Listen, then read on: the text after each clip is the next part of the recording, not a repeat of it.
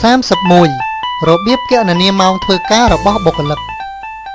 ទី1 យើង select cell D3 ដល់ cell F3 រួចចុច Control លេខ 1 ហើយចុចនៅលើ number ទី2 ចុចនៅលើ time ដើម្បីកំណត់វាឲ្យទៅជាម៉ោងជ្រើសរើសគំរូម៉ោងចុច OK ចុចនៅក្នុង cell F3 ដើម្បីសរសេររូបមន្តស្មើនឹងម៉ោងចេញដកនឹងម៉ោងចូលរួចចុច Enter នៅក្នុង cell H3 សរសេររូបមន្តម៉ោងធ្វើការ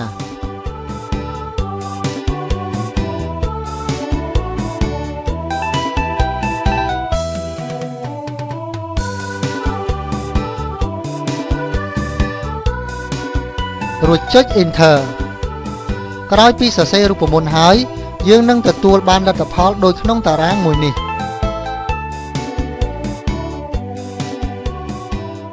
បុគ្គលិកឈ្មោះលីនស្រីលក្ខណ៍ភេទស្រីចូលធ្វើការនៅម៉ោង 7:30 នាទីហើយចេញវិញនៅម៉ោង 11:30 នាទីរយៈពេលធ្វើការគឺ 4 ម៉ោងហើយថ្លៃឈ្នួលក្នុង 1 ម៉ោងគឺ $0.40 ដូច្នេះសរុបទឹកប្រាក់ 4 ម៉ោងគឺបាន$1.60